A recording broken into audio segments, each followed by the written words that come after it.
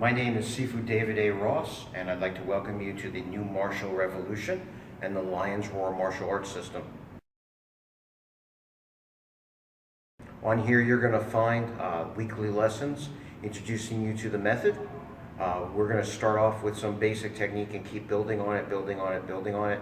You'll have eventually an entire curriculum on here. And later on, what we'll do is we'll be offering seminars if you want to train this in person. And at those seminars, there'll also be certifications. So if you want to get certification and ranking through this. Today, I'm going to introduce you to level 1 material. Not particularly interested in laundry list specific techniques as much as we're interested in body awareness and learning how power is generated and how technique is learned. Level 1 material, we're going to begin with the side stance and the wheeling body. Put my hands on my hips. I'm going to get about shoulder width apart, and I'm going to start doing the wheeling body. What is important to realize here is that my feet may go east and west. My arms are going north and south, and I'm going to be facing you as I'm turning, as opposed to like facing each side as I'm turning. I'm rotating on an axis. A center line going through the top of my head, through my spine, as if I've been pierced and I'm rotating on that pole that's pierced through my body. Obviously, the first thing we're learning from this is turning our hips and shoulders. This is U-lick or waist power. I'm also, though, increasing thoracic flexibility and mobility in my body by turning.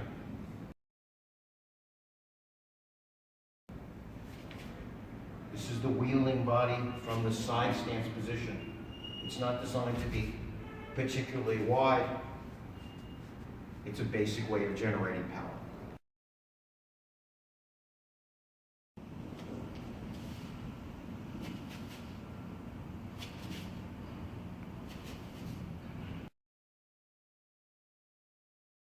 The next thing you learn from the wheeling body is some basic techniques, so we can use the U-lick or the waist power, the turning of the hips and shoulders to generate power.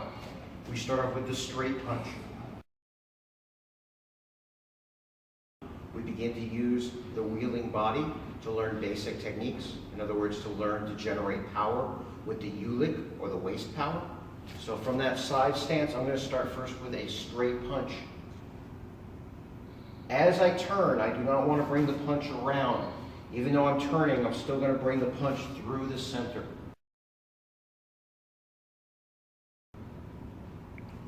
Through the center. It can be the body, which we prefer for the beginning level, or obviously it can be the face. But I'm making sure I'm turning my hips and my shoulders to generate power. You'll notice that my arms are extended again in that north-south position, and my legs are on the east-west line.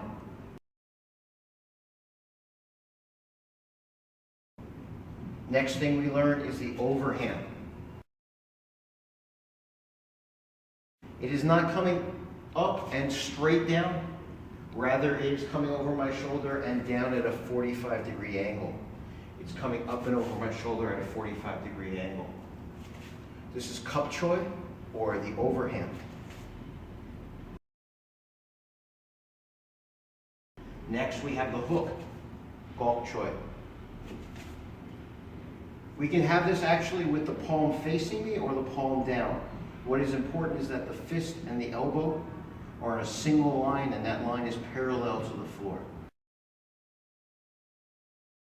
And then we have the uppercut, Jugen Pao. This is sort of similar to a boxing uppercut. It is a short uppercut. It is not the full Pao Choi with the full swing.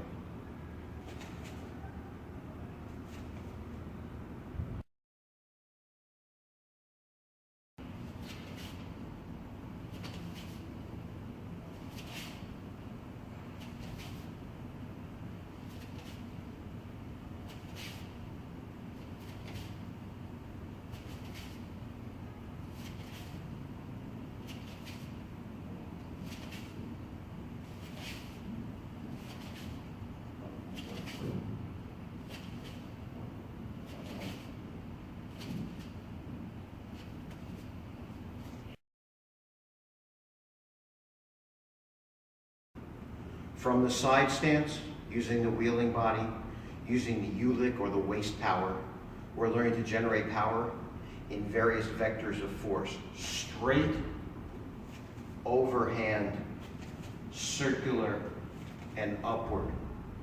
Straight, overhand, circular, and upward. This is the basic practice from the side stance. Level 1 material begins with stationary practices and then later on introduces movement. The first stationary practice is the side stance with the wheeling body. The next thing to learn is the fighting stance. The number one mistake that people make in a fighting stance is turning completely sideways. This opens up the back of your leg. It also takes away your ability to use your rear side, which is usually your right side, for attack. Instead, I want to step back and stay fairly square. I want to make sure I'm up on the balls of my feet with my knees bent. I'm exaggerating a little bit, but basically, I just don't want the heels to plant into the floor. It's going to take away my mobility. A fighting stance is protective in nature. In other words, it's designed to protect us from strikes, but also movement is very important and also a very important part of both our attack and our defense. So you never want to get stuck in one place. So I have that spring in my step. If you notice, I'm not really wider than my shoulders, even though it looks like I'm in a stance, so to speak. My chin is going to be slightly down, but just like with the side stance, I always want to keep my head, my shoulders, and my hips in one line, perpendicular to the floor. My chin will be slightly tucked though, because I don't want my chin up to be a big target and I don't want to expose my throat. And my hands basically, usually I say, start off with the idea of your thumb and your eyebrows. This is very high, but if we start here, you'll end up here when you're actually practicing. If you start here, you'll end up with your hands down and you can see I'm not actually protecting my face. With my hands up, with my chin down, and I keep my elbows down to keep my forearms, again, perpendicular to the floor. I don't want to be out like this.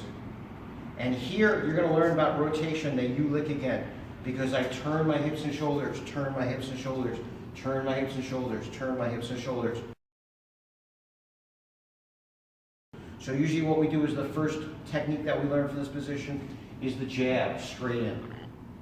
I want to come from my nose, so I'm not punching from my shoulder, leaving my center open. I'm going straight down. Also, I'm not just arm punching. As I bring it in, I'm turning my hips and shoulders to get the maximum extension and penetration on the shot. Jab is the first basic technique we should always be working on, just like in the side stance where you're working with the straight or the chun choi. Straight in. This is a kind of chun choi. Sometimes it's also called tan choi. You could think of it as a jab. When I do this, I'm keeping my hand up. The next thing I learn is cross, turn. Turn. So again, I'm not punching from my shoulder. I'm punching down the middle and I'm turning my hips and my shoulders. Turn. Turn. Then I have jab, cross, jab, cross. And you notice I'm not doing this. One, I'm not punching from my shoulders. Two, I'm also not punching without integrating my entire body. I turn my hips and shoulders. I turn my hips and shoulders. Jab, cross. Hand goes out and it comes back in a straight line. Hand goes out, it comes back in a straight line, so I protect it. I'm not stepping all the way and turning sideways. I'm still kind of square. I'm making sure I'm up on the balls of my feet with my knees bent. My hands are up, my thumbs are at my eyebrows, my elbows are down and in. I want to be springy. I'm learning to turn my hips and shoulders, turn my hips and shoulders. So first I start with my jab, from my nose, in straight and back, turning my hips and shoulders in. Then my cross, turn, turn. Jab, cross, jab, cross. So notice that my hand is up while I'm throwing the cross. My hand is up when I'm throwing the jab. In, hands are up. One, come back, protect yourself. Two, come back. One, come back, two, come back. Jab, cross. So before we actually begin a lot of partner work, we want to work on just basic tool development.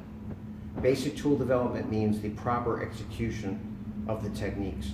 And of course, the proper execution of the techniques means, are we generating the proper power? And are we generating power in the proper manner? Heavy bags are very useful for this. They're probably one of the most important tools in martial arts training. So I get in front of a bag. The more advanced you get, your practice becomes more productive when you envision your bag as a human being, as an opponent of roughly the same size. Now obviously I'm not trying to fight an opponent square on, so I have my fighting stance. Gives me a little bit of a distance. Again, I'm light on my feet, I have my hands up. The same basic fighting stance that we had before. But now I'm in front of something that when I hit it, gives me some resistance. So our first basic tool is always jab. Now you'll notice I'm not punching like this. And on a bag, it's very easy to see because the bag is not that wide. In the air, it's very easy to punch here and not notice that you're not in the middle. But on a bag, you end up hitting the side and kind of sliding off. It's the same thing with the cross. You'll slide off. You want to have a line straight down the middle of the bag, and that's where your jab goes and your cross. Now, when I jab, in and back, in and back. There are two basic energies, or ging, associated with the jab. One is the penetration. I prefer the penetration, which means that not only do I hit, but I hit through the bag.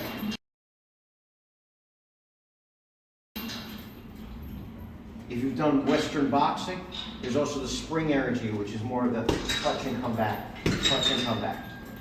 That's not to say that my penetrating jab doesn't come back, but it has that moment where it's actually doing the damage before it comes back.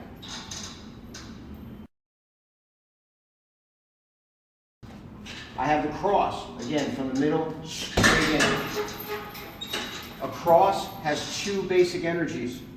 One is the penetrating energy in and through, and the second is kind of a sinking energy, which is as I'm hitting, slide down.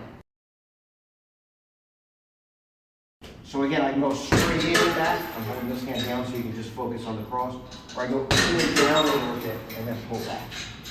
Obviously, I should be practicing with my hand up. So your basic tools are, first you develop jab, then you develop cross, then you develop jab, cross together. Hips and shoulders, jab, cross. So, my personal belief is that we need to practice both with and without gloves. I think without gloves, obviously has that self-defense feel to it. I think it's good for focusing on technique, but in addition to technique, we always have to have power, and we have to have repetition. And if you have a lot of injuries, you don't have repetition. So gloves allow us to hit hard, hit a lot, make impact, avoid injuries, and thus get in repetition. So we're talking about our fighting stance in front of the bag. We're talking about picturing the bag as an opponent, and we talk about basic tool development. You have jab, you have penetration. That doesn't mean it doesn't come back, but there's a little bit of a quality of hitting and going through.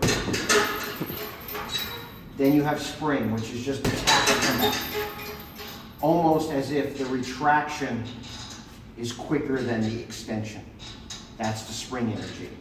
That's used to keep distance. It's more of a distraction or a setup. Penetration, that's going to actually do some damage. With the cross, you have penetration. Obviously the cross, the rear hand punch is designed to do some damage, and more damage is done when we use the sinking where it comes in and down a little bit. I still want to learn how to pull my hand back to protect myself. I never want to just end up with my hand down. But again, I'm working a little bit in and down. And as I said before, without the gloves, you're going to end up skinning your hand a lot and having a lot of injuries. You put them together and you have jab cross. Hands are up. People get a little too anxious and they go 1, 2, and they end up with their hands down. I want to go 1, 2 with my hands up. 1, 2. 1, 2. Hips and shoulders, come back. 1, 2. 1, 2.